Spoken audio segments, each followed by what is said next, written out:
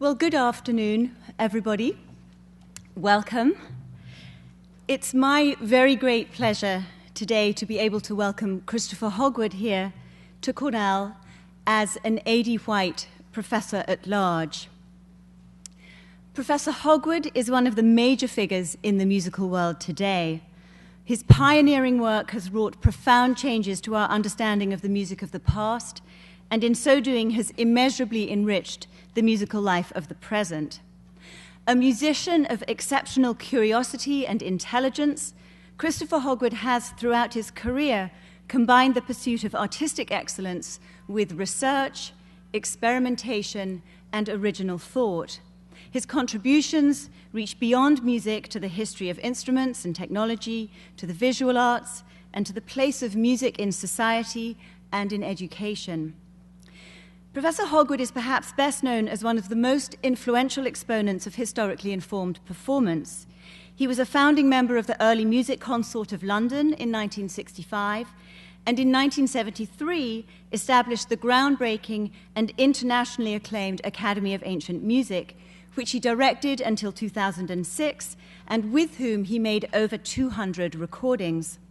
One of the most famous and beloved of those is his award-winning recording of Handel's Messiah, made in 1980, which still sets the standard as a definitive performance of the work, and I suspect there are not a few people in this room who actually have that LP and later CD on their shelves. Professor Hogwood is also in demand the world over as a conductor of repertoires ranging well beyond early music and reaching deeply into the 20th century. He works regularly with the leading symphony orchestras and opera houses and has held directorships and guest residencies with, among many others, the St. Paul Chamber Orchestra, the Basel Kammerorchester, Boston's Handel and Haydn Society, and the Australian Chamber Orchestra.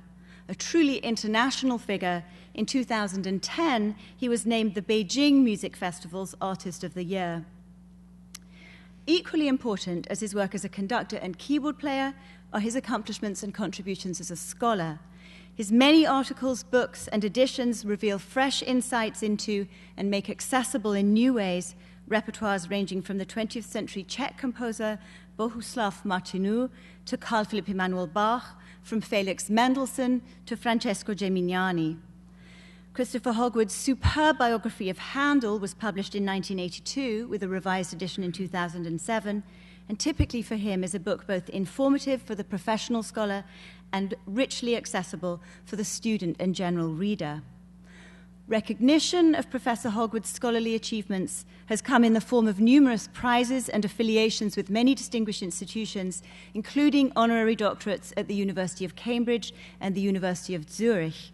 The A.D. White Professorship at Large at Cornell is the latest in a series of such appointments and awards.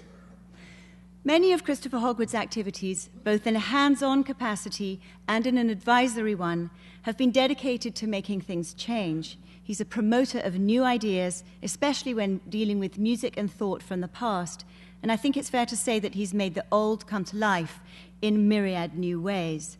The sheer breadth of his intellectual and cultural reach is reflected in the diversity of the many different arts organizations to whom he gives his time.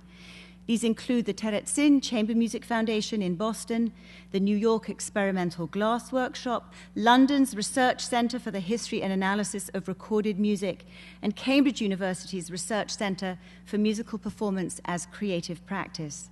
He's also the co-director of the International Center for Clavichord Studies at Magnano in Italy.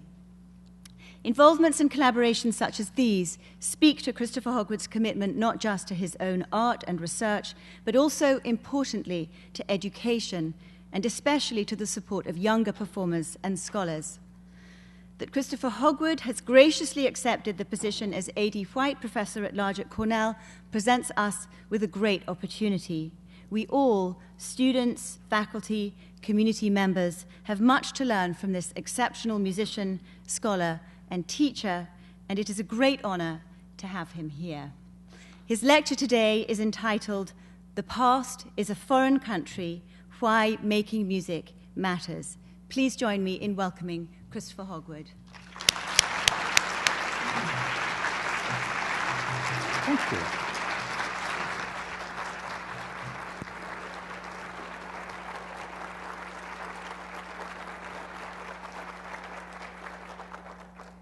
Thank you very much. It's nice to have that, which is always the most embarrassing part of an evening, done so elegantly. So, thank you very much. I look at you and I'm sure you're thinking, is he going to have anything to say that we haven't heard 100 times already? And it's usually the problem of one of these sort of launching lectures, particularly with such a distinguished and honorable position here, that I thought I'd better set out my stall rather simply and tell you a few things that perhaps were not in that biography, which always makes a life sound incredibly well planned and incredibly successful and everything else. I won't list disasters, but I will just say that the whole idea of my being a musician was a sort of accident. So I think when I started looking at this horrible threat in front of me of having to earn a living, my earliest ideas were, first of all, I wanted to be an architect. Then I decided I would rather be an archaeologist. And with that in mind, I studied classics and went to Cambridge as a classicist. So Greek and Latin are my only official qualifications. There's not really much musical qualification. While I was there, the most influential person I think that I came across was the professor of music, Thurston Dart.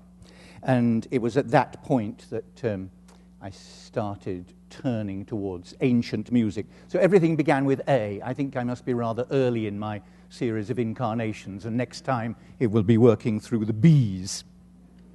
And archaeology, I think, was interesting to me because it involved a certain amount of deducing and code breaking and deciphering, which goes, I think, with people who are brought up deciphering Greek and Latin.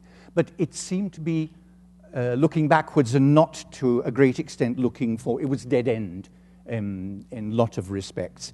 Classics as a study in those days was offered as a study of the past.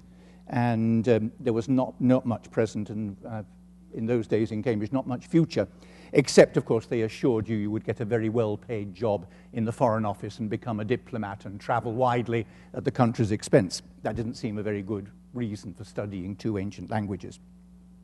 Architecture was in the same sort of category, I'm afraid, then in the 60s. It looked to the future and didn't have much time for the past. Ancient music seemed a much better bet, and the stimulus to me for taking it as a serious way of filling all those empty hours in my day was really seeing how Professor Thurston Dart demonstrated that it was both possible to be an academic musician and a practical musician. On the whole, those two aspects of music were quite severely segregated in England in the 60s. Those people who could play, did play, and went and studied at an academy or one of the colleges of music in London, and played an instrument and took great pride in never opening a book. Others went to a university department and studied musicology, which very rarely, if ever, asked you to show any signs of being capable of performing or possibly even judging a performance. It was really calculated on the number of footnotes you could quote. So, and this has changed. I know it's a familiar description, but I think that the balancing up of these two lives was first demonstrated, as far as I could see, by Thurston Dart. And it had to be done in such a way in those days that the other side didn't know.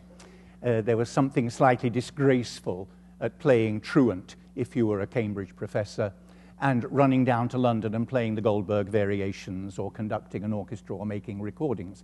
And on the other hand, the professional musicians in London all admitted they knew Thurston Dart very well as a fine keyboard player and director, and they thought he had some sort of academic job somewhere else in a university that we might have heard of. But there was a certain amount of subterfuge going on from both sides on that one. I think to some extent that still exists. And I think it's only begun to relax its hold on the academic world in the same way, I think, as the study of classics, Greek and Latin, has been relaxed to an extent that in many quite severely academic institutions nowadays, you can study classics in translation. The equivalent in music, I suppose, still has a slight slur attached to it, which are those dreadful classes that go under the disreputable title of music appreciation. That never cut very much ice. The idea, though, of being, on the one hand, academically concerned with the scholarly side of music, the editing, the writing, the teaching, the discrepancies and sorting out of source material and bringing it into a state where you don't then have to pass it on to a totally different person to make a performance, but you can carry through the process. This, it seems to me, is an important part of making music a complete subject. The past is a foreign country. That was L.P. Hartley. The rest of that title was not L.P. Hartley. He said the past is a foreign country. They do things differently there. The tag on at the end, I think, was a sign of academic worry that we want to discuss the position of music nowadays. And I would like to escape slightly from the implications of that one has to consider the academic and scholarly position of music nowadays, which will follow in a certain way. But I would rather like to look at how the topic of music and musical performance and what is done today and what was done in the past and the work that goes into assessing scholarly accounts of music as well as performing experiments in music, that this can be observed and judged and followed by many, many more people than think they are qualified to do this. And to help in that thesis, I would call on the fact that now, for the first time, really, we are the first group of people who can draw on more than a century's worth of recorded evidence of how music was heard in the past. Scholarly studies in music got, and still have to some extent, I think, a bad reputation of being arid and without any sound. They're a matter of studying dusty, dry documents, manuscripts, sitting in libraries, and not having either competence or interest in bringing such music to life. The demonstration that Thurston Dart and other colleagues in the 60s made, and present in this room, of course, many people who exemplify the same philosophy today, is that you can start from the most dusty, dry attitude, work forwards, and without handing to another person, continue through a present-day appreciation and a performance that can live on in recorded sound into the future. The presence of more than a century's worth of recordings, I think, gives everybody now a lifeline to pursue a historical interest in the business of music. Classics has gone the same way. Classics in translation is now acceptable academic study. You do not have to necessarily read the Greek alphabet in order to talk knowingly about Homer, or even understand Latin verbs to talk about Ovid.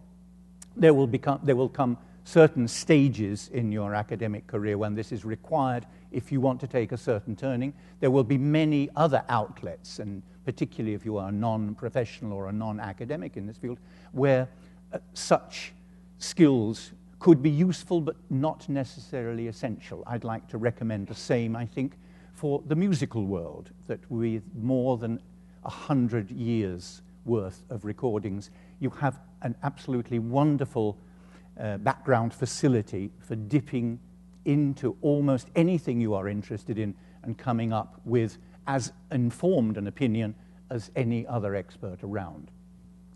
Be careful sometimes with what you hear on records, and I thought it would be very useful if we just dip into a few examples of what you have to really enlighten us into the time range of which we can now spread our ideas of acceptable conventional musical performance.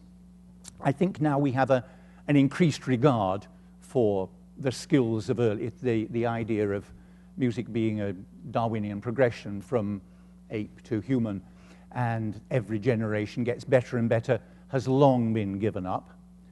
But a serious appreciation of what one can find from earliest possible recordings is still awaiting quite a lot of scholarly analysis. Here's a little sample. Do we use our historical sources correctly? Do we have to take precautions with them? Yes, of course we do. Here is a very, very early recording, the first recorded sound of a Handel choral work being performed in the Crystal Palace in 1888.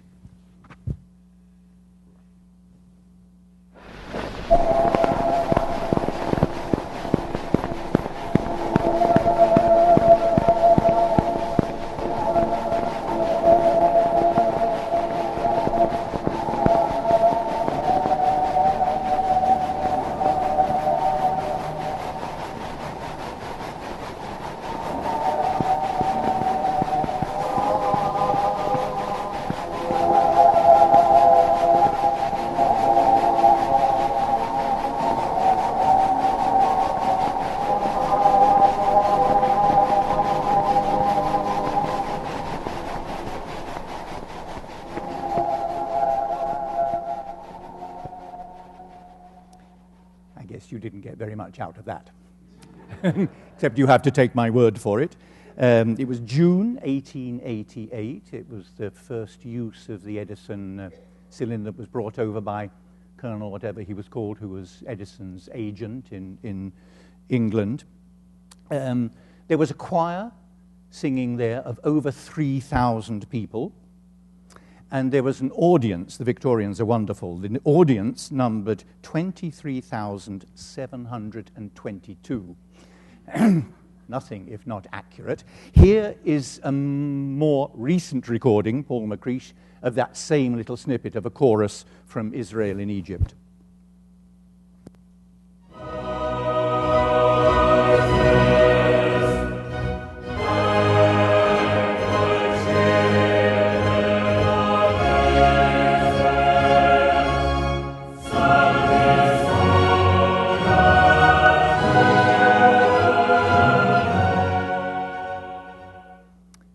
If you hear again now the 1888, wonder, because it seems to me a miracle that we can actually hear something from 1888, even though you can't really hear any orchestra.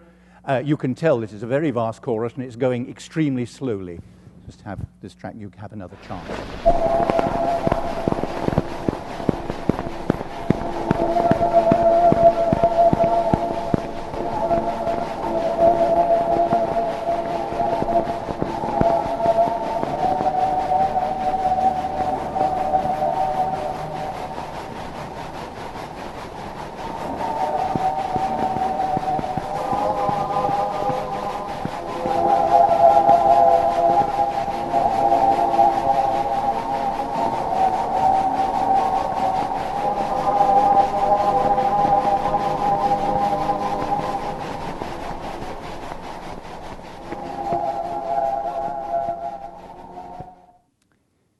Amazing. The orchestra was over 400 strong, and you can't hear a thing.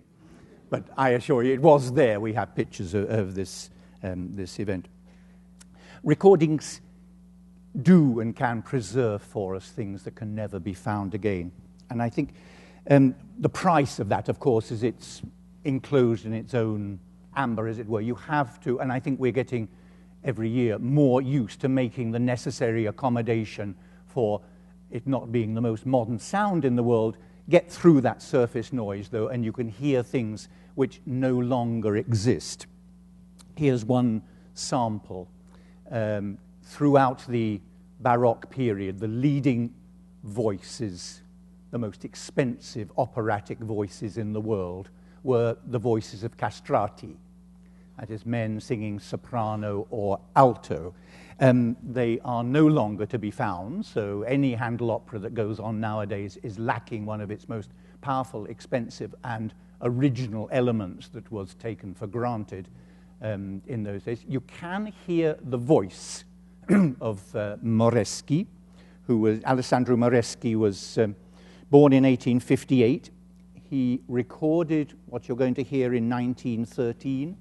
He was aged 55, which is getting to the end of a singer's voice. He is singing Ave Maria, and the top note is a top B that I think many modern-day sopranos would be quite proud of. He was terrified of the recording process. You could hear the trembling going on, but it still is a remarkable look through the murk and the noise of the surface, and you still have, I think, a remarkable, and also the style, of course, which is definitely the style of the early 20th century, not the style that Handel would have heard, but the vocal quality and the way of moving around, and particularly the top notes. In addition, a particular element. He was, of course, the prize singer in the Vatican chapel. He was the Pope's best singer. You don't often hear religious music delivered with the passion of this extremely nervous but still very devout singer in a voice that you will never, ever hear nowadays. Just listen to a little.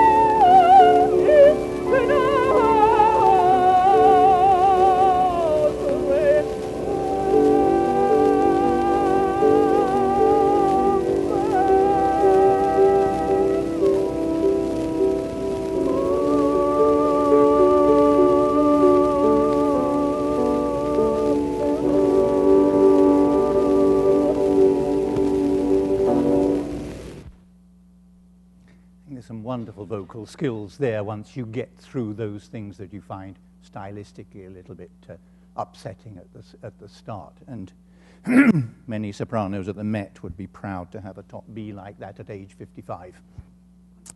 As I say, the recordings that we have as evidence for the past being a different country have to be taken with a certain grain of salt. Most of them are unique versions. It's only when you get towards the 1920s that you can begin to do a proper academic comparison when, for example, a composer records a piece twice.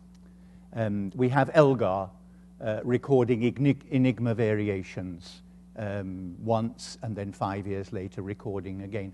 It tells you quite a lot about what the composer wanted. And if we deal nowadays in urtexts and exact scholarly representations in print of what the composer wrote down, should that not be extended on a similar scholarly basis to saying we should be, or at least we should be aware of what we could do to implement his performing expectations that were not always written down. One of the most obvious, which you can hear in this little snippet from Enigma Variations, is the portamento, the sliding up and down on stringed instruments, once extremely sensitive and important, later spoilt by associations with tea shops and light music and over-sentimentality, for a long time banned completely by modern teachers, and gradually now being realized as a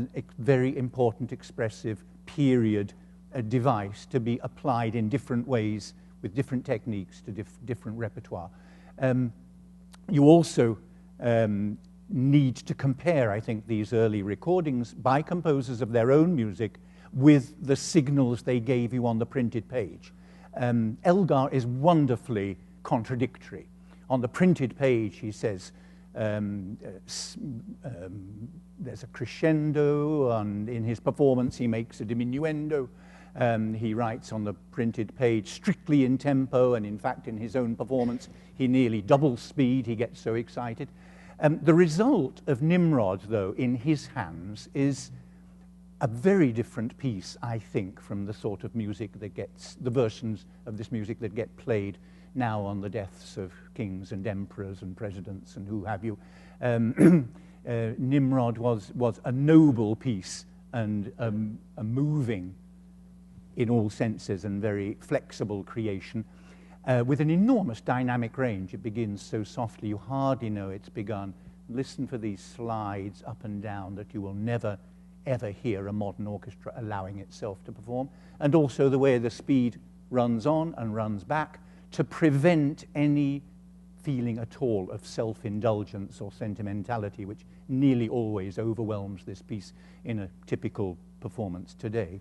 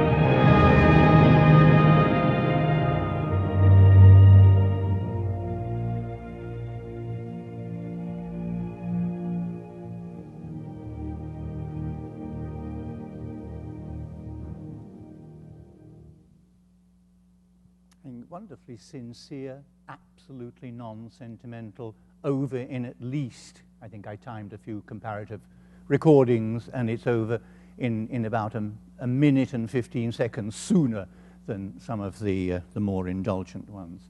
It's very similar to his second. There are two Elgar recordings, and you can pick exactly the same features out of them. Very, very noble playing and absolute lack of forced sentiment and teardrops. Sometimes we're lucky enough to have, I think they were often illicit recordings of composers at work. And I think it's useful to know what went on in orchestral rehearsals, recording sessions, outtakes, simply because a lot of this stuff is not to be found on the printed page. The musical score is not the total map. The musical score works within its own conventions. If the piece was written several hundred years ago, the expectations of how you will translate its indications have changed so completely. But so they have, even within living memory. And here's an example of Aaron Copland taking a rehearsal for Appalachian Spring and admitting straight out that there are markings that he wants people to play, and they just say, well, it's not in the score, it's not in the music. And he said, I don't know where it's come from, I'm very used to it, I want to hear it. It's added in. This is as good, I think, scholarly evidence for somebody performing or even editing a Copland score of Appalachian Spring. You include a mention of the crescendo that he specifically asks these players for. There's a little bit of banter, of course, and a little bit of, I think, well-calculated criticism of over-sentimental, or at least over-indulgent New York string playing, which he tells them off and describes it, not at all, please, too much Massenet, which I think is a very, very, very nice. Here's just a little snippet of Copland rehearsing. Good afternoon. Hi, how are you? I assume everybody knows this piece. Only by reputation. Only by reputation. A warm, soft, warm sound without any sense of effort. And a sort of a non-committal clarinet sound. 1, 2. Yes. Could you do it without any sense of diminuendo on each note, if possible? Dee, da, dee. Here we go.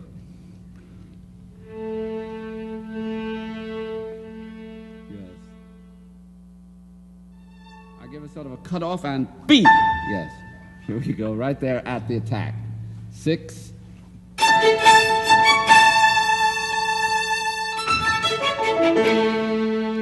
Would you mark a crescendo on the A with the fermata? I'm used to that. I don't know where it came from. But 6 again.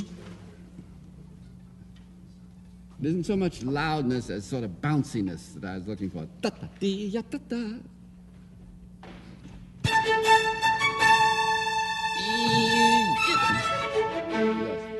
Watch the D.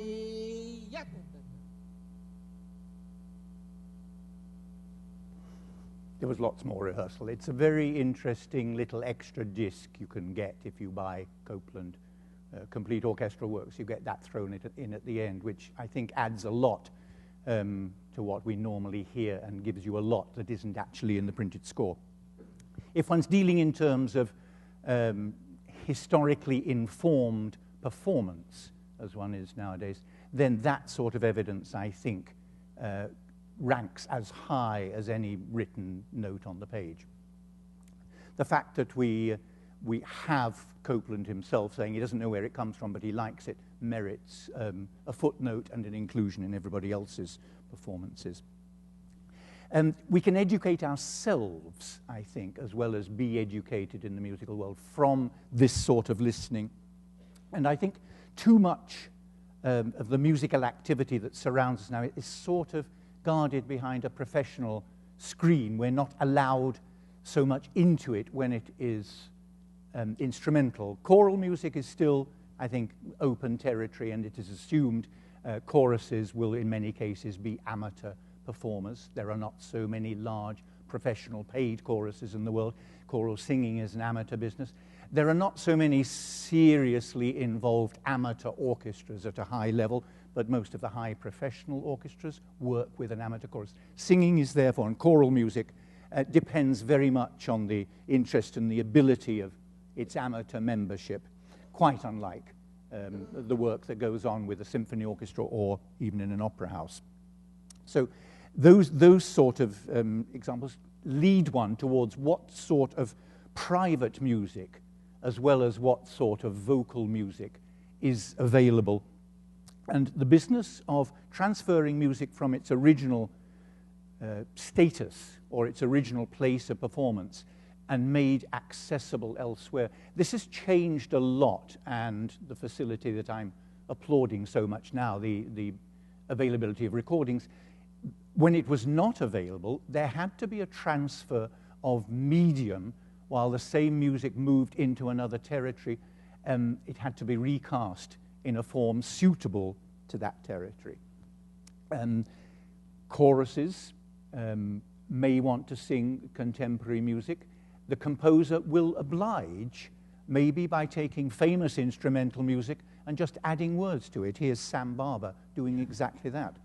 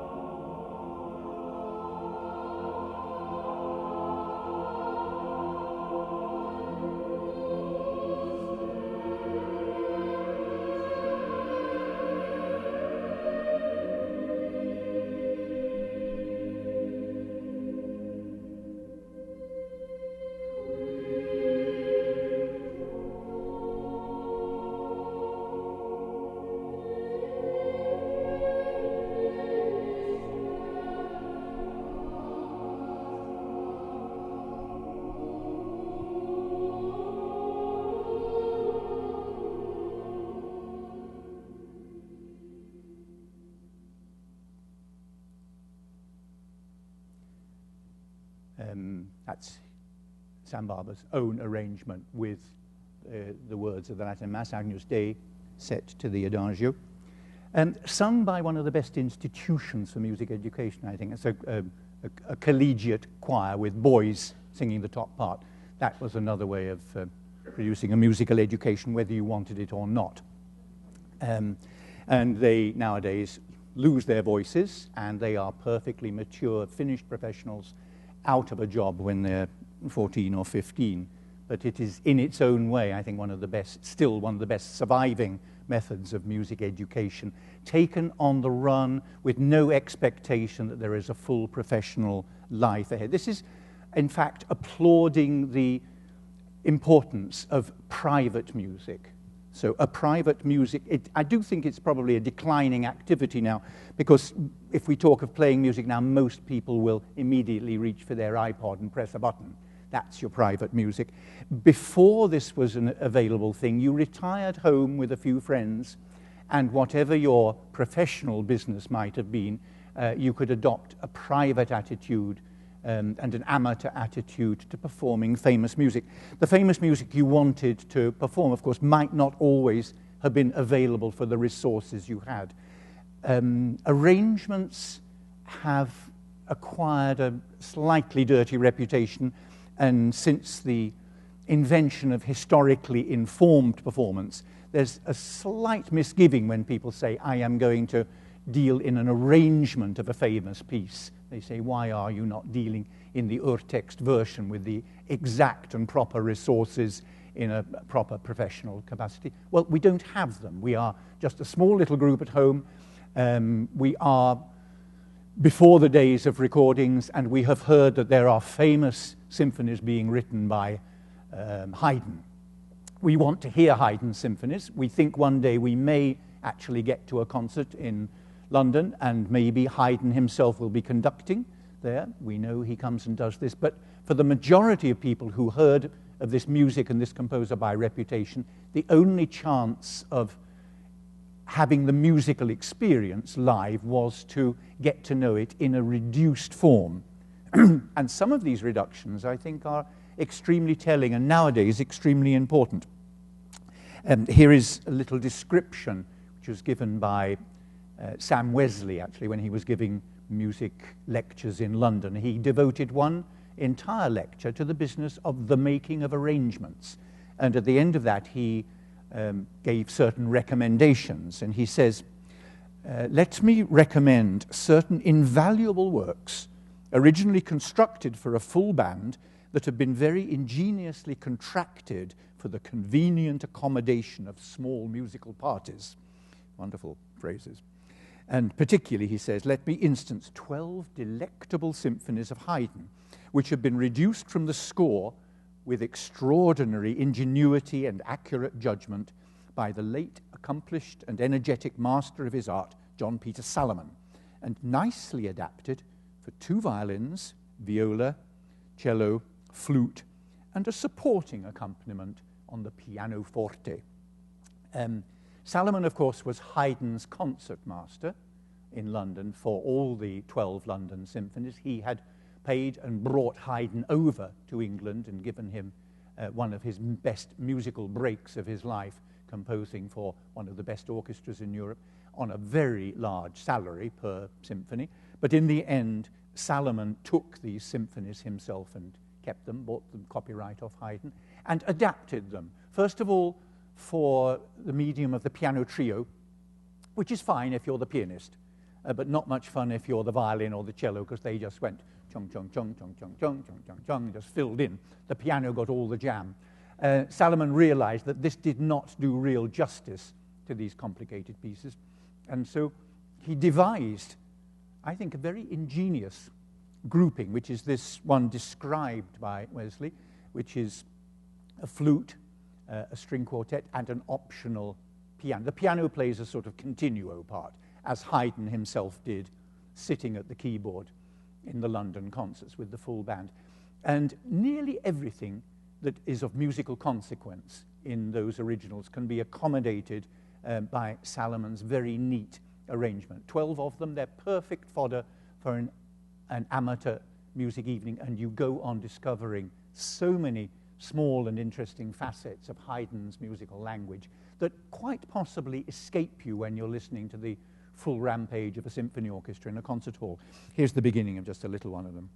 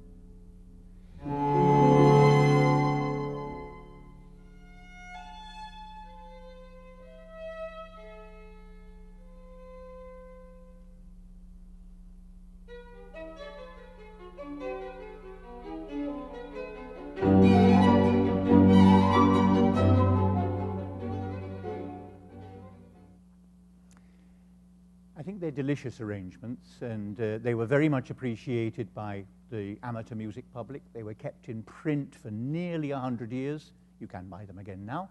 And I think they are a great introduction to some of the best symphonic writing that the late 18th century saw.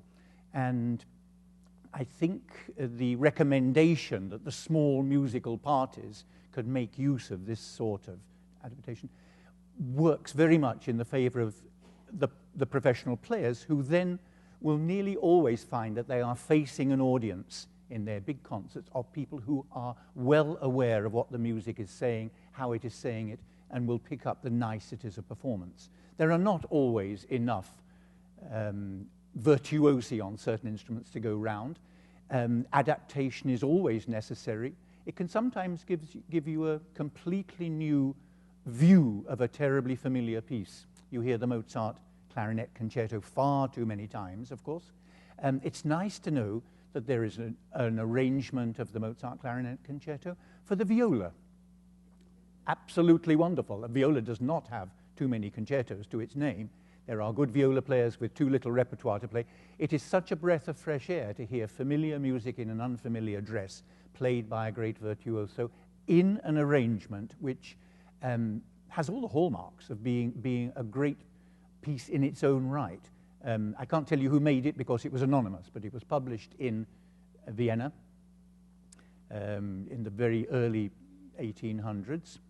The arranger's name was not there, but clearly this arranger was somebody who knew Constanza Mozart, because the piece was not published even in its clarinet version, knew the publishers, was asked to make an arrangement, knew how to play the viola, did a very good job, still didn't put a name to the piece. A very good candidate, I think, is Beethoven, who could play the viola. That was his instrument in Bonn, who could make arrangements, who knew Constanza Mozart, who knew the publishers, who was in a very good position to do this work, but knew that he had other intentions for his name and it was not to be found out as a jobbing arranger. Anyway, I recommend it if you have a viola playing friend in need of new repertoire. Things like that do give you an extra viewpoint on music of the past, also give you the ability to move forwards into the future with a repertoire that will brighten people's day, and they will say, not that old piece again. Ah, no, it sounds completely different. It's a viola. We passed very recently a Chopin anniversary, a year or so ago, out of which almost nothing new came. I was really dismayed at the lack of activity in the musicological world, that we learnt all very, very little new about this composer.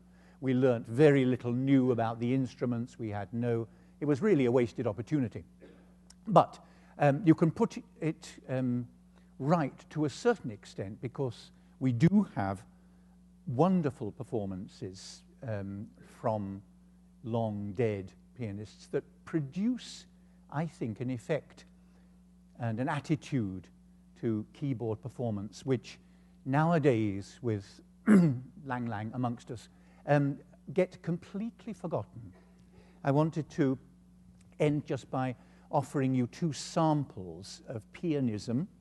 For sheer facility, it's quite wonderful, but this is an interesting case in point. This is a performer who studied for 2 years with Liszt, so that's a very good start in your career.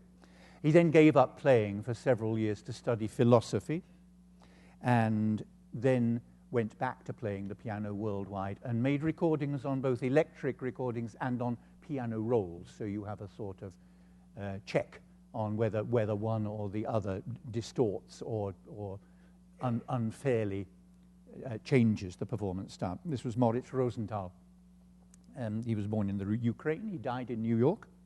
And his first little example, this is Mazurka, Opus 50, number 2. Simple music that you can play at home, but played like this.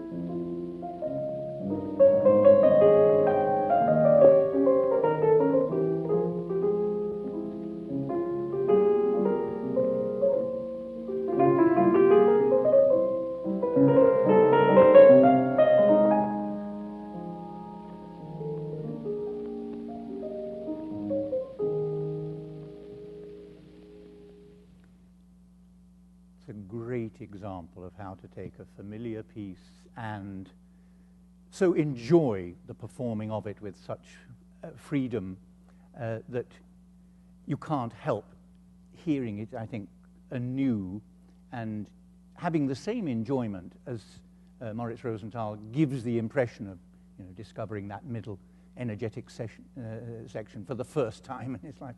It's fresh, it's not sentimental, and it's whimsical but not wayward. There's a wonderful control, and it is a type of pianism, I think, Golden Age pianism, that we very rarely hear. Practical things that you could do to sort of push this feeling of the past of being a foreign country where they did things differently, but you can revisit them nowadays and send them on into the future with a revived musical attitude. I think one thing, certainly in this country, one could do is query whether it is really necessary to have every year your annual Messiah.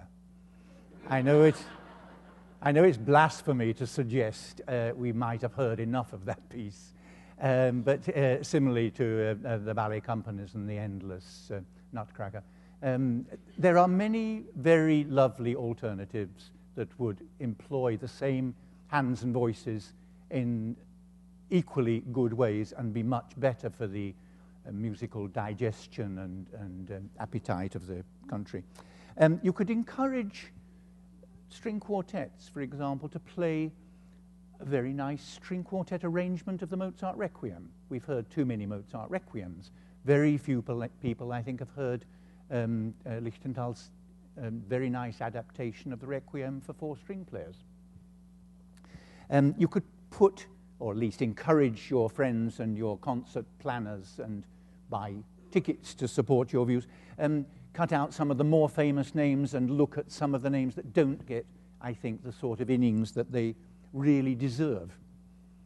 Pop in Dvorak and Haydn instead of Brahms and Mozart, maybe. Schubert and Martineau and Telemann. You could have other water musics than Handel's water music. Other people wrote things even under the same title as water music. You could play wonderful symphonies by Niels Gade instead of Schubert. You could have Britten or David Diamond instead of Shostakovich. There are little substitutions which will not have a very hefty effect on the personnel involved, but will certainly brighten up people's ears. And I think one can have a renewed interest in performing techniques and approaches of the past, because I feel every year we are bombarded with more and more career musicianship, which seems to, I think, cut out the amateur player, sometimes even cut out the amateur listener, which is what every listener has to be, in favor of a career-based speed trial sort of approach to things. Here's a final piece of music, which is back again to Moritz Rosenthal, playing what is he playing? He's playing the Etude, Opus 10, number 1. This was the C major Etude that Horowitz said was the piece that terrified him more than any other on the concert platform. Moritz Rosenthal enjoys it. He doesn't use a lot of pedal. He doesn't hammer it out all the way through. He treats it as great fun. And at the end, you'll notice, he does not expect sudden applause on his final note, but he holds the last note for a long time so the audience can't actually get in the way of saying, you know, that piece is now finished. We enjoyed it, instead of sudden fireworks and exuberance that spoil so many performances. It's a wonderfully magisterial approach to playing, of somebody who knew that he could enjoy it as much for his benefit as you would enjoy the product. It's just unbelievable. Music of the past preserved for the present, and with a little effort on our part, we can propel it into the future or into the hands of future performers, and we will all be beneficiaries.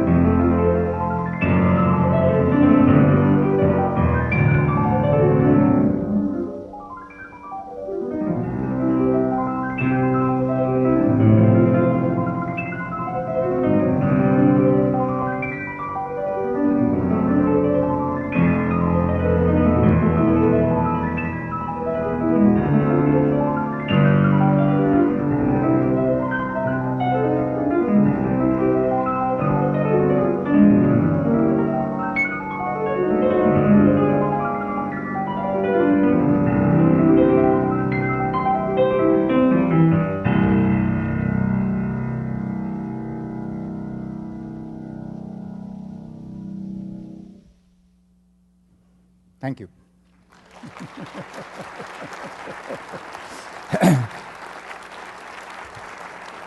Do you think questions or? We do 2 or 3. Okay, yeah, if I hear them.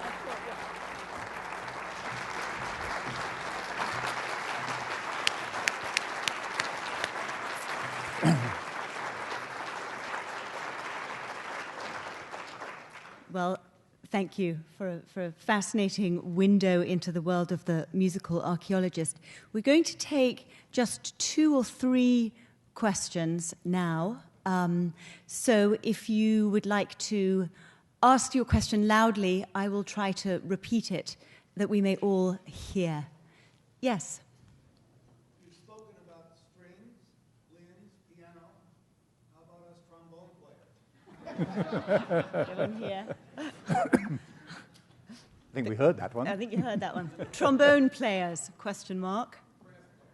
Yes, for a long time, people had this little saying that when you listen to Beethoven 9 being performed today, there are only 2 instruments in the orchestra which have not changed since Beethoven's time, and therefore don't need commenting or having historical explanations offered for them. And one was the trombone. The other was the triangle. So you're in good company, but in fact, it's not true. The trombone has changed, and you're quite right. I should have played you good examples of what we have nowadays, very fine sackbut playing, narrow bore trombones, the alto trombone, which got knocked out of a job, and nearly always you turn up to the first orchestral rehearsal and you see sitting there 2 tenor trombones and a bass trombone, and they hate the conductor saying, "Excuse me, could you send 1 tenor trombone home and have a real alto trombone instead, as good composers specified?" And they, "Oh, it's very difficult, maestro, you know, we have to pay somebody extra for the sheer danger money of playing the alto trombone nowadays."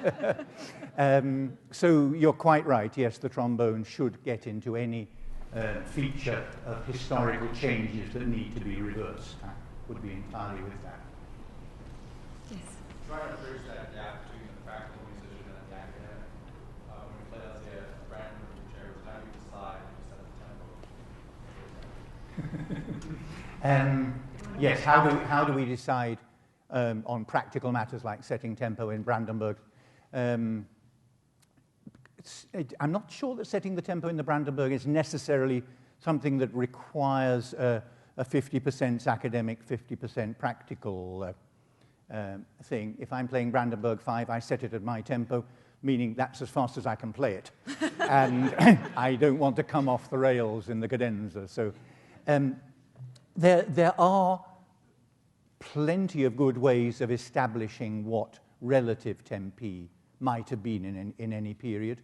The metronome is of some use in some periods, but not a lot. Other descriptions help you a lot in Baroque music. I think something which is omitted by most music academies, but is rather important to remember, is that so much music that was dance music was danced by the people who played it. So, you know, the minuet and trio is the most overworked little example of a musical style in classical music, and yet how many people who listen to any one of Haydn's 1,000 minuets and trios in string quartets or symphonies or anything has ever had the experience of dancing a minuet?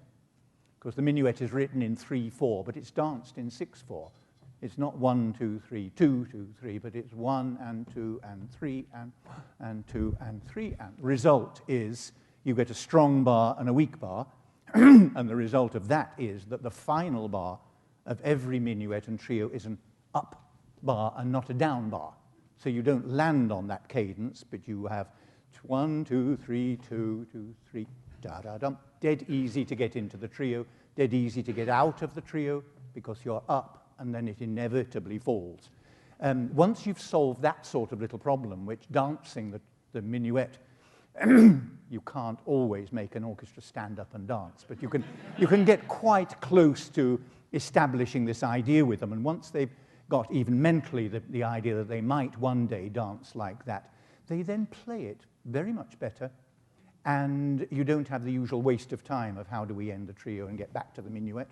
And they do remember that in classical minuets you play all the repeats on the da capo, not this chopping them out. I mean, that is very easily demonstrated by looking at Mozart and seeing the rare occasions where Mozart says da capo minuet senza replica. And it's only in those pieces where he has two trios and he feels by the time you've heard a whole minuet and a whole trio and a whole other minuet back again, and then a second trio with all its repeats, at that point, after the second trio, in the clarinet quintet, for example, he says, da capo senza replica. That's the real exception. And then you go back to the minuet and you play it senza replica without its repetitions, which is what all orchestras and most chamber groups do regularly for every minuet they see. And they are quite wrong, and they are depriving you of a lot of lovely music, which you could be hearing more times and enjoying more often. Very nice. One more question. Yes, up at the back. What do you think of when opera, Handel opera today is sung and it had strongly singing, and now they use countertenors? Do you think that this is a problem? Because certainly that beautiful voice does not sound the same as countertenor. Or should they use stars? This problem sort of answers itself. Shall we repeat the question? Did you hear the question? The Question about Handel opera. Nowadays, we don't have castrati. What do you do about these soprano parts or alto parts that were written for men? The answer is that Handel didn't worry much about gender. He did worry about pitch. That is, you should not transpose things an octave lower. But he seemed to have no problem at all. I mean, when he wrote Orlando, the title role of Orlando was given to a castrato, but Medoro, who is a prince and the next grandest character in the opera, was sung by a woman in travesty. So I think so long as it was at that level, he would have been happy with a substitution of a lady on that part. He would have been less happy, I think, and I'm much less happy with this invasion of countertenors nowadays, because nearly always stylistically, you know, they date from somewhere earlier than Kathleen Ferrier. And they also have an attitude to singing and also difficulties of vocal production, which get in the way of a lot of that writing. And I constantly feel I'm sitting in the opera house and just wishing it were a lady singing that part in drag, rather than a man who really, in Handel's view, was a voice basically restricted to the cathedral and occasionally to the oratorio. But he almost never invited a falsetto man on stage. He had no need, because he had very expensive castrati. But as you heard, the sound they deliver is much different, and his normal substitution if a castrato went sick was to pop a lady into that part. So I think that's probably more of that nowadays, I think would give a performing style that Handel would have found satisfactory. Wonderful. Well, we have many chances this coming weekend and in the coming week and in coming years for more exchanges. For now, let's thank Christopher Hogwood very much for a wonderful lecture.